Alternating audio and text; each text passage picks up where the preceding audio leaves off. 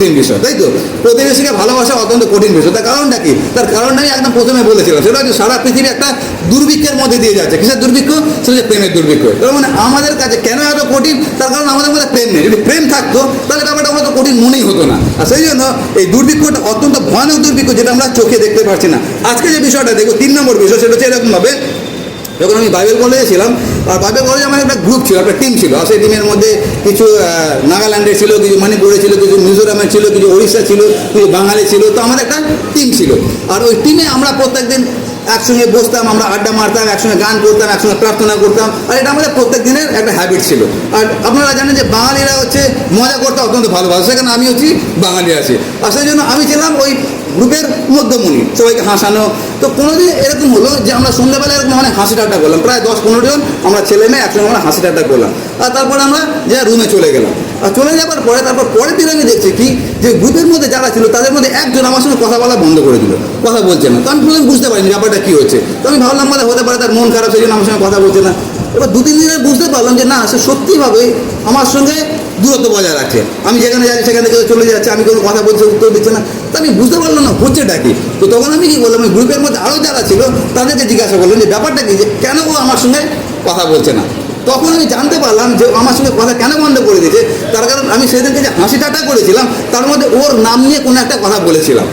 আর তার সেই কথাটা ওর গায়ে লেগে গেছে। আর গায়ে লেগে যেতে সে সিদ্ধান্ত নিয়েছে আমার সঙ্গে কথা বলবে না। যখন আমি এটা জানতে পারলাম তখন আমি খুব অনুশোচনা করলাম, আমি এরকম একটা কাজ করলাম। সঙ্গে সঙ্গে আমি তার কাছে গেলাম। আর তার কাছে গিয়ে আমি তাকে বললাম, আমাকে ক্ষমা করে দে, আমি তোকে অপমান করার জন্য বলিনি, আমি মজা করতে করতে জাস্ট বলেছি, হাসির ছলে বলেছি। আর সেজন্য তুই আমাকে ক্ষমা করে দে। তারপর সে আমাকে ক্ষমা করে দিল, আবার আমাদের বন্ধুত্বটা ঠিক থাকলো। কিন্তু এখানে যে ব্যাপারটা কী হলো, সেটা হচ্ছে আমি কোনো একটা কথা বললাম বা মজা করলাম, আর সেই কথাটা আমি হাসির ছলে বলছিলাম, তার খারাপ লেগে গেল। আর খারাপ লাগার পরে সে দুটো কাজ করতে পারতো। প্রথম কাজটা কি করতে পারতো, যেটা সে করেছে, সেটা হচ্ছে আমার বিরুদ্ধে তিক্ততা রাখলো। আর তিক্ততা রাখার পরে আমার সঙ্গে কমিউনিকেশন বন্ধ করে দিল, কথা বলা বন্ধ করে দিল। এটা প্রথম কাজ করতে পারতো। দ্বিতীয় কাজটা কী করতে পারতো? দ্বিতীয় কাজটা এটা করতে পারতো যে যখন আমি এই কথাটা বলছি তখন সঙ্গে সঙ্গে আমাকে বলতে পারতো যে কমতে এই কথাটা যে বললি ওটা আমার কষ্ট লাগলো, বা সবার সামনে যদি বলতে লজ্জা লাগে আমাকে আলাদাভাবেও বলা যেতে পারতো, বা একটা ছোট্ট যদি মেসেজও লিখে দিত যে তুই আজকে যে কথাটা বলেছি আমার খুব কষ্ট লেগেছে, তাহলে সঙ্গে সঙ্গে আমি ওটা মিটিয়ে নিতে পারতাম। তো তার কাছে দুটো রাস্তা ছিল, একটা কি সঙ্গে সঙ্গে আমাকে বলা, দ্বিতীয়টা কি সেটা হচ্ছে নিজের হৃদয়ের মধ্যে তিক্ততা রাখা এবং আমার সঙ্গে সম্পর্ক ভেঙে দেওয়া।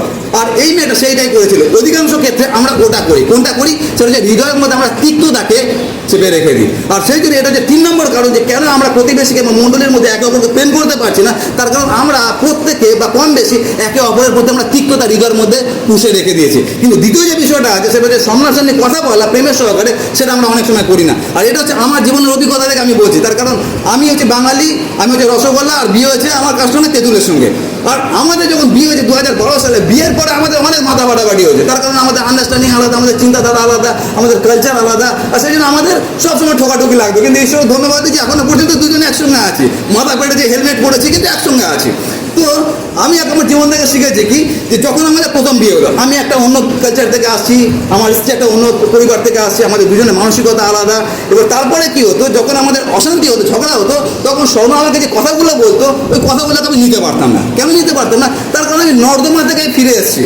আর সেখান থেকে ফিরে আসার পরে আমার জীবনের একটাই লক্ষ্য, যে বাইবেল অনুযায়ী যেন আমি জীবনযাপন করতে পারি। আর সেটা আমি আপনার চেষ্টা করছি। আর তারপরে যখন আমার স্ত্রী আমাকে এইরকম কথাগুলো বলছে, আমি ম্যাচ করতে পারতাম না যে আমি কি সত্যি এরকমভাবে জীবনযাপন করছি, তাহলে ও আমাকে কেন এই কথাগুলো বললো।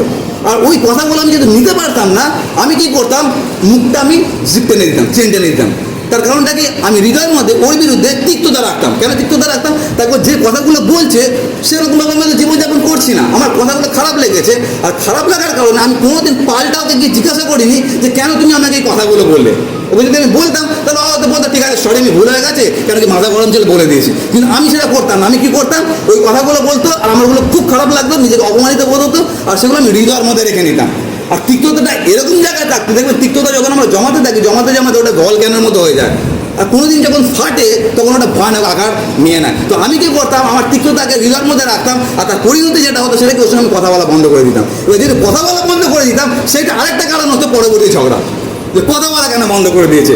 আর তারপর থেকে প্রভু যিশু আমাকে তার বাক্য থেকে শিখিয়েছে যে আমি যে পন্থা অবলম্বন করছি সেটা কত বড় ভুল পন্থা আছে। তার কারণ বাইবেল আমাদেরকে সেটা শেখায় না। বাইবেল কারোর বিরুদ্ধে তিক্ততা রাখতে আমাদেরকে শেখায়নি। তার কারণ এই হৃদয়ের মধ্যে একজন আছে যে প্রেমের ঈশ্বর, যে প্রভু যীশু খ্রিস্ট। আর সেই হৃদয়ের মধ্যে যদি আমি তিক্ততা রাখছি, তাহলে আমি কি করে, যদি আমি আমার স্ত্রীকে না ভালোবাসতে পারি, আমি মণ্ডলীকে আগে কীভাবে ভালোবাসবো? আমি মুখে বলতে পারি আমি ভালোবাসছি, কিন্তু ওটা ছলনা করছি, প্রবণতা করছি। আর সেই জন্য বাইবেল আমাকে শিখেছে, প্রভু যীশু আমাকে শিখিয়েছে যে আমার যে সিদ্ধান্তগুলো ছিল, আমার যে জীবনযাত্রাটা ছিল, ওটা ঠিক ছিল না। এখন যা কিছু হোক না কেন, আমি একটু ওটাকে হজম করতে শিখে নিয়েছি। যে স্বর্ণ যখন বলছে ঠিক আছে, তার মাথা গরম হচ্ছে, সেই জন্য বলছে, তার মানে এই না যে আমি সেটাই আছি। তো এখন সেটা আমরা অতিক্রম করতে পেরেছি আজকে 12-14 বছর হয়ে যাবার পরে। কিন্তু এখনো পর্যন্ত মণ্ডলীতে আমরা একে অপরের বিরুদ্ধে তিক্ততা পুষে রেখে দিয়েছি। আর তিক্ততা পুষে রেখে দিয়েছি বলে আমরা একে অপরকে এখনো পর্যন্ত ভালোবাসতে পারছি না। আর এটা হচ্ছে অত্যন্ত ভয়ানক একটা বিষয় আমাদের প্রত্যেকের জন্য, যে আমরা যদি নিজেদেরকে একবার অনুসন্ধান করে দেখি যে আমাদের মধ্যে কীরকম মানসিকতা আছে।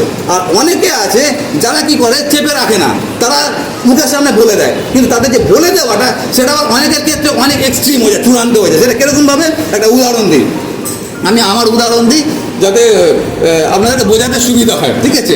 তো একবার কী হলো, আমার শ্বশুরমশার মেয়ের সঙ্গে আমার ঝগড়া হলো, তুমুল ঝগড়া হলো। তার কারণ আমি রসগোল্লা আর ও যে তেঁতুল, তো দুজনের তুমুল ঝগড়া হলো। কার দোষ কার ভুল ওটা নিয়ে আপনার মাথা ফাটাফাটি করবে না, দুজনের দোষ দুজনেরই ভুল, ঠিক আছে? তো খুব ঝগড়া হলো। আর ঝগড়া হওয়ার পরে সেই সময় ঘটনাচক্রে আমার ছোটো শালি আমাদের সঙ্গে ছিলেন, তখন আমরা লেগারেন্সে থাকতাম। তো আমার ছোটো শালি আমাদের সঙ্গে ছিলেন। তো যখন ঝগড়াটা হলো, ঝগড়াটা হওয়ার পর স্বর্ণের মতো, আমি আমার মতো, তখন আইজাক নেই, তো আমরা দুজন। আর তারপরে আমার যে শালি, সে এই প্রথম বিষয়টা খুব মানে, সেটা কি, সেটা হচ্ছে যদি কোনো ঝামেলা হচ্ছে সামনাসামনি কথা বলে বা মিটিয়ে নাও। আর সেইটার জন্য সে কী করলো, আমাকে ডাকলো। আর আমাকে ডেকে, সে হচ্ছে আমার ছোটো শালি, মানে সম্মানে তার আমি জামাইবাবু। আর জামাইবাবু মানে আমাদের বাঙালি কালচারে অনেক শ্রদ্ধার জায়গায় থাকে। সে আমাকে সামনে বসালো, মানে একটা বাচ্চাকে, আইজাকে যেরকম আমরা শাসন করি, ও আমাকে সেরকম আইজাকের মধ্যে, একটা বাচ্চার মধ্যে আমাকে সামনে বসালো। আর বসে আমাকে ডাইরেক্টলি কনফ্রন্ট করছে, আমাকে বিরোধিতা করছে যে তুমি এই কথাগুলো বলেছো, কেন বলেছো। আপনাদেরকে আমি আজকে বলছি ফুলফুলে দাঁড়িয়ে, আমার সেদিনকে এতটা খারাপ লেগেছিল, এতটা আমি হীনমন্যতায় ভুগেছিলাম যে আমি এতটাই খারাপ মানুষ, যে আমার ছোটো শালি যার আমাকে সম্মান করার কথা, সে আজকে মুখের সামনে দাঁড়িয়ে, আর যেখানে হয়তো আমার কোনো দোষও নেই, সে আমাকে কনফ্রন্ট করছে, আমাকে প্রতিবাদ করছে যে তুমি কেন এই কাজটা করেছো। এখন এইরকম যখন ঘটনা ঘটে, তখন আমাদেরকে মাথায় রাখতে হবে, এক না তো আমরা তিক্ততা হৃদয়ের মধ্যে রাখবো, কিন্তু দ্বিতীয় কাজটা যদি করছি, সেটা কি, সেটা হচ্ছে একে অপরের সঙ্গে বলে মিটিয়ে নেওয়া। ওই মেটানোটাও যেন আমরা প্রেমের সহকারে করতে পারি। যদি আমাকে অর্ণব কোনো কথা বলেছে, আর অর্ণবকে তারপরে আমি গিয়ে দুমদারাকে মারছি, ওটা না, অর্ণবকে প্রেমের সহকারে যেন বলতে পারি যে অর্ণব তুমি আমাকে এই কথাটা বলেছো, আমার খুব কষ্ট লাগলো। ওকে ভুল বোঝানোর জন্য না যে তুমি ভুল করেছো, ওটার জন্য না, যেটা আমার শালি করেছিল, যেটা এখনো পর্যন্ত আমাকে খুব কষ্ট দেয় যে আমার সঙ্গে ওরকম একটা ব্যবহার করেছিল। কিন্তু আমরা অনেক সময় এক্সট্রিমটা করে ফেলি। কিন্তু এখানে যেটা আছে সেটা কি, আমাদের 3 নম্বর বিষয়টা, যে আমরা কেন মণ্ডলীতে একে অপরকে প্রেম করতে পারি না, তার পিছনে কারণটা হচ্ছে এই, যে আমরা আমাদের মধ্যে তিক্ততাকে অনেক সময় পুষে রেখে দিয়েছি। আমার ছেলে যে আইজাক আছে, ওর একটা সাবজেক্ট আছে বাংলা, ওটা সেকেন্ড ল্যাঙ্গুয়েজ না, সেকেন্ড ল্যাঙ্গুয়েজ আর বাংলা আছে। তাকে বাঙালি ছেলে তো বাংলা শেখাতে যায়, তো জন্য সেকেন্ড ল্যাঙ্গুয়েজ বাংলা। কিন্তু মা তো বাংলা শেখাতে পারে, আমাকে বাংলাটা শেখাতে হয়। এবারে বাংলার মধ্যে দেখবেন একটা সমস্যা আছে, যেটা ইংরাজিতে নেই। সেটা কি, সেটা হচ্ছে বাংলায় মাত্রা দিতে হয়, ক ম ল, আর উপরে একটা মাত্রা, জানেন তো, সোজা। আর আইসাক তো লেফটি আছে, আর ওই সোজা দাগটা টানতে হচ্ছে সব থেকে বড় সমস্যা। ও লিখে দেবে ক ম ল, কিন্তু সোজা দাগটা টানতে গেলে ও বেঁকিয়ে দেয় দাগটাকে। তো একবার বেঁকিয়ে দিল, তারপর ঠিক করলো, আবার তারপর আবার ঘষে দিল, তা হলো না, আবার ঘষে দিল, 3-4 বার ঘষে দিল। ঘষার পরে কি হলো, যে যেটা লিখেছিল লেখাটাকে পুরো নষ্ট করে দিল। তখন একটাই রাস্তা আছে, কী রাস্তা আছে, সেটাকে সম্পূর্ণভাবে মুছে আবার নতুন করে লেখা। তো আমি ওকে তখন বলি যে তুই যেটা করে ফেলেছিস, আর ওটাকে কিছু করে ফেলে, এটাকে মুছে আবার নতুন করে লেখ, তারপরে আবার মাত্রা দে, তারপরে সেটাকে আবার নতুন করে মুছে আবার লেখে, তারপরে মাত্রা দেয়, তারপরে দেখতে সুন্দর লাগে। আমাদের প্রত্যেকের হৃদয়ের মধ্যে ওরকম অনেক তিক্ততার দাগ আমরা কেটে রেখেছি অনেকের বিরুদ্ধে। একটা দাগ আজকে কাটলাম, আজকে ওদের আন্টি আমাকে একটা কথা বলে একটা দাগ কেটে রাখলাম, কালকে একটা কথা বলে আর একটা দাগ কেটে রাখলাম, ওটাকে মুছছি আমি না। কোনোদিন আন্টিকে গিয়ে বলছি না, আন্টি কেন আপনি আমার সঙ্গে এরকমভাবে কথা বলছেন, আমি একটার পর একটা দাগ কাটছি, আর পাতাটাকে আমি নোংরা করে দিচ্ছি, আর ওই পাতাটাকে নোংরা করে দিচ্ছি, সেখানে নতুন কিছু লেখা যাচ্ছে না। আর সেই জন্য আমাদের হৃদয়ের মধ্যে যা কিছু তিক্ততার দাগ আছে, ওটাকে মোছার দরকার আছে। আর ওটাকে মোছার জন্য যে রাবারটা লাগবে, যে ইরেজারটা লাগবে, সেটাই হচ্ছে প্রভু যিশু আমাদের বলেছে, তোমরা প্রেম করো। যদি প্রেম আমাদের মধ্যে থাকে, যে কোনো দাগকে আমরা হৃদয়কে মুছে দিতে পারি। আর যখন আমরা মুছে দিতে পারি, তার সঙ্গে আরেকটা ঘটনা ঘটে। সেটা কি? সেটা হচ্ছে আমরা একে অপরকে ক্ষমা করতে পারি। তিক্ততা আর ক্ষমা করা দুটো একে অপরের সঙ্গে সম্পর্কযুক্ত। আমরা কেন একে অপরকে ক্ষমা করতে পারছি না? শান্তি তো অনেক দূরের কথা। যদি ক্ষমাই না করতে পারলাম, শান্তি কোথা থেকে বজায় থাকবে? তো কেন আমরা ক্ষমা করতে পারছি না? তার পিছনে কারণটা হচ্ছে আমাদের হৃদয়ের মধ্যে অনেক তিক্ততার দাগ আমরা কেটে রেখেছি, আর ওটাকে মোছার দরকার আছে। ওটা মোছার জন্য কী দরকার আছে? সেটা হচ্ছে প্রেমের দরকার আছে। আর সেই জন্য প্রভু যিশু বলেছে, তোমরা একে অপরকে প্রেম করো। আর তারপরে কি হয়? যেহেতু আমাদেরকে বাইবেল শেখায় ক্ষমা করার জন্য, তো আমরা যেহেতু বিশ্বাসী আছি, আমরা সবাই ক্ষমা করে দিতে পারি। কীভাবে ক্ষমা করি? মুখে আমরা ক্ষমা করি। কোনো একটা সময় স্বর্ণ যে মালকিন ছিল, মানে স্বর্ণ যে বস ছিল, সেই বস একটা মানে বিদ্যুরে টাইপের একটা মানুষ ছিল। এখানে স্তুতিদি জানে, স্বর্ণ জানে, এবং আমিও তার কিছুটা আঁচ পেয়েছিলাম। তার কারণ আমাদের বিয়ের সময় মহিলার সঙ্গে আমাকে কিছুটা কথোপকথন করতে হয়েছিল। তো একদিন কি হলো, হঠাৎ আমার কাছে একটা মেসেজ ঢুকলো। ওনার সঙ্গে আমার কোনো কমিউনিকেশন নেই ফোনের মাধ্যমে, কিন্তু তা সত্ত্বেও তিনি কোথা থেকে আমার নাম্বার পেয়েছেন আর আমাকে একটা মেসেজ পাঠিয়েছেন।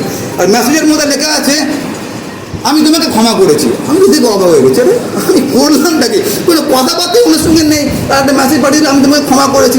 আর এই মহিলা যদি কাউকে লিখছে আমি তোমাকে ক্ষমা করেছি, তার মানে আপনি 100% নিশ্চিত থাকুন ওই মহিলা তার বিরুদ্ধে ক্ষমা তো করেনি, বরং তার বিরুদ্ধে এতটাই তিক্ততা রেখে যদি তাকে পেয়ে যায় গুলি করে মেরে ফেলবে। আর সেটাকে এখন কি বলবো, তিক্ততাটাকে হ্যান্ডেল করতে পারছে না। যখন করতে পারে তখন ওটা লেগে কি, আমি তোমাকে ক্ষমা করছি। তো আমি বুঝতে পারছি আমি করলাম নাকি, তো আমাকে বললাম আমি ক্ষমা করেছি। তারপরে যখন সামনাসামনি হলাম, আরে বাপরে বাপ, মানে ভালো যে আমাদের সংবিধান আছে, নাহলে যে জায়গা পারতাম আমরা গুলি করে মেরে নিতাম। আমাদের এতটা রাগ আছে না।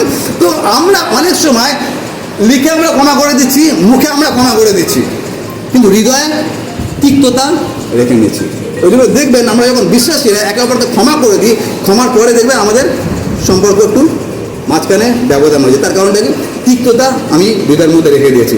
আর এই জন্য আমরা যখন ক্ষমা করি, আমাদের প্রত্যেক ক্ষমার মধ্যে দেখবেন একটা তিক্ততা রেখে দিয়েছে। আর তিক্ততা থাকার কারণে আমাদের মধ্যে একটা বিচ্ছেদ ঘটে। এখন ভাবুন, তার আগে আমরা দেখবো ইফিসীয় 4 অধ্যায় 31 এবং 32 পদে কী বলছে, তারপর আমরা যিশুর দৃষ্টান্ত দেখবো। ইফিসীয় 4 অধ্যায় 31 এবং 32 পদ। আমার আগে যদি কেউ পান পড়বেন।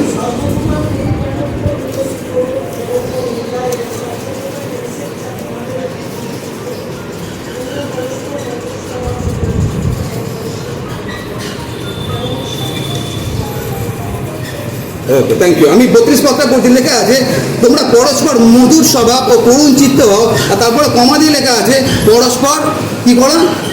ক্ষমা করো। তার মানে এই পরস্পর ক্ষমা করার জন্য আমাদের এই জিনিসটা দরকার আছে, কি? মধুর স্বভাব আর কি করুণ চিত্ত।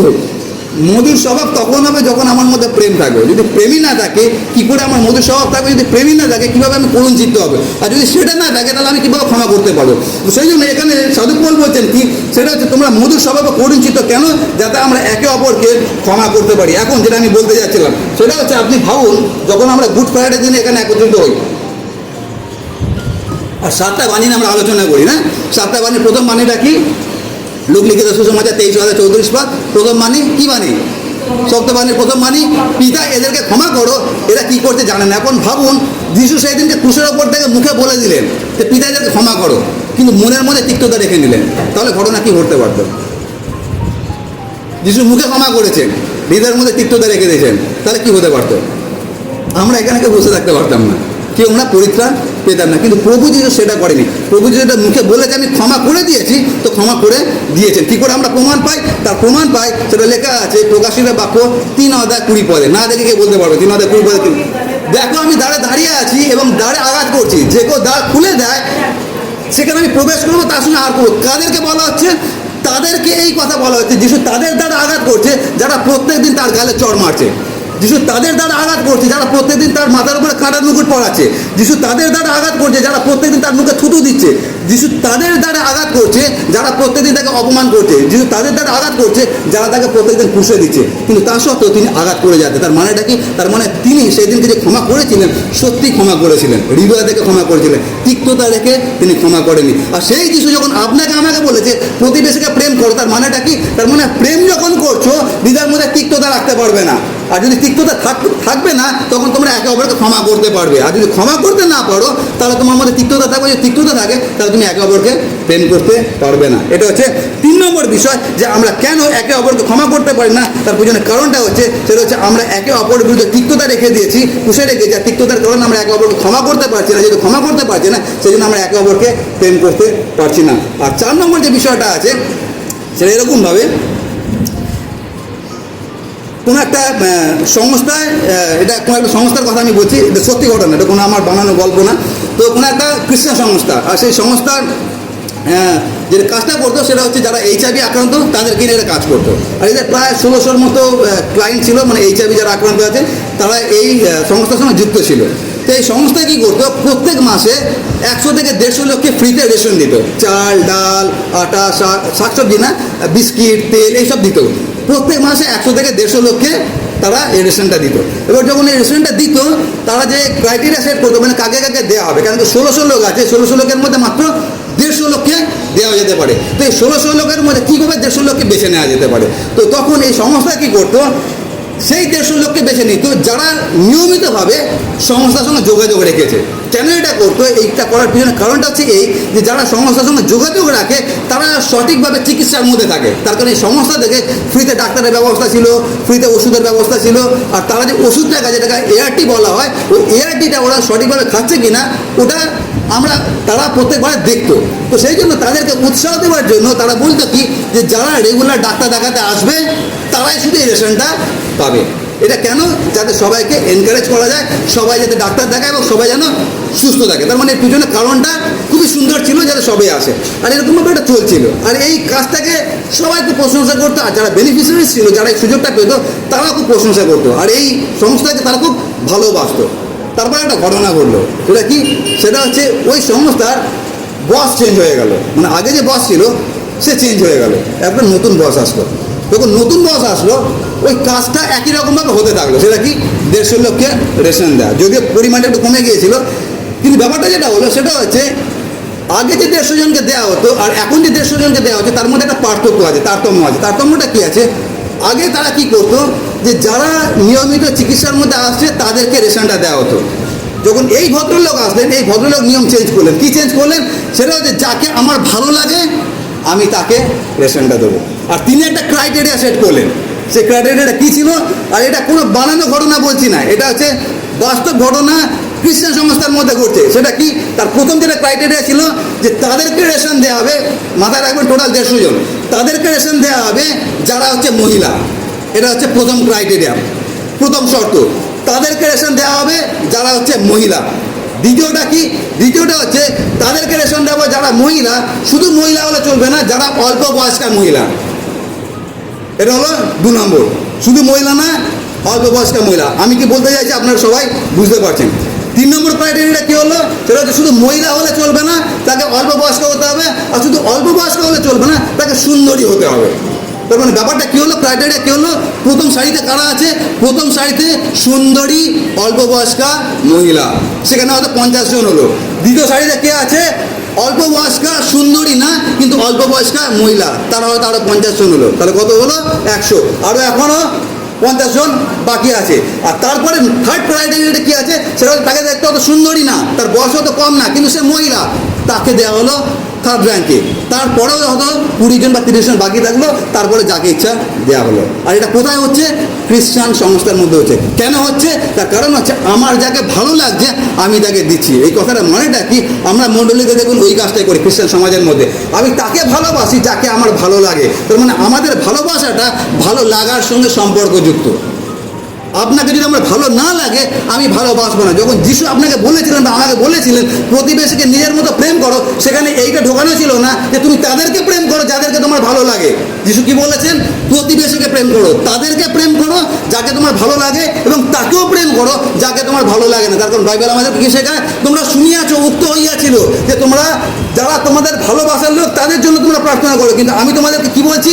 শত্রুদের জন্য তোমরা প্রার্থনা করো। ওই জন্য প্রভু যিশু আমাদেরকে বলছে প্রতিবেশীকে। প্রতিবেশী মানে যাকে আপনার ভালো লাগে, যাকে আপনার ভালো লাগে না। যাকে দেখতে সুন্দরী তাকেও ভালোবাসুন, যাকে দেখতে সুন্দরী না তাকেও ভালোবাসুন, যে মহিলা তাকেও ভালোবাসুন, যে পুরুষ তাকেও ভালোবাসুন। আর সেই জন্য সাধু পৌল একটা কথা বলেছে, সেটা হচ্ছে তিনি বলেছে যে মাঝখানে যে বিচ্ছেদের পাঁচিল সেটা তিনি ভেঙে দিয়েছেন। এখন কোনো মহিলা নেই, কোনো পুরুষ নেই, কোনো জিহুদি নেই, কোনো অজিহুদি নেই, কোনো সাদা নেই, কোনো কালো নেই, খ্রিস্ট যিশুতে আমরা সকলে এক। 2000 বছর আগে এই শিক্ষাগুলো আমাদেরকে দিয়ে গেছেন। 2025 সালে এখনো পর্যন্ত এই ঘটনাগুলো ঘটছে যে 150 জনের মধ্যে বেছে নেওয়া হচ্ছে এই রকমভাবে।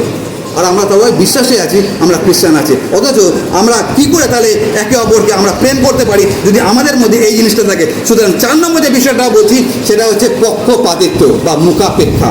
আমাদের প্রেমের মধ্যে মুখাপেক্ষা আছে। আন্টিকে আমার ভালো লাগে বলে আমি আন্টিকে ভালোবাসি, অর্ণবকে আমার ভালো লাগে না সেই জন্য আমি অর্ণবকে ভালোবাসি না। তাহলে কি অর্ণব প্রভু যিশু ওই কথাটার মধ্যে আসছে না যে তুমি তোমার প্রতিবেশীকে ভালোবাসো? আর ওটা আমাদের ক্ষেত্রে আজকে সেই ঘটনাটাই ঘটছে। আর জন্য আজকে খ্রিস্টান সমাজের এইরকম ভালো আছে যে আমরা আজকে একে অপরের সঙ্গে যে আমরা দেখি বাঘের সঙ্গে লড়াই হয় না, এখন ভেড়ার সঙ্গে লড়াই হচ্ছে। তার কারণ খ্রিস্টানদেরকে আমরা সহ্য করতে পারছি না। যেখানে প্রভু যিশু বলেছে তোমাদের মধ্যে প্রেম রাখো, যাতে প্রেম থেকে বুঝতে পারে যে তোমরা আমাতে আছো। কিন্তু আজকে আমাদের মধ্যে সেই প্রেমটা কোথায়? আমরা প্রতিবেশীকে ভালোবাসতে পারছি না। আর সেই জন্য আমরা আজকে দেখি পক্ষপাতিত্ব সব জায়গায় আছে। আর সেই সম্পর্কে 1 তিমথিও 5 অধ্যায় 21 পদে সাধু পৌল একটা কথা বলছেন, কোন একজন পড়বেন 1 তিমথিও 5 অধ্যায় 21 পদে কি লেখা আছে?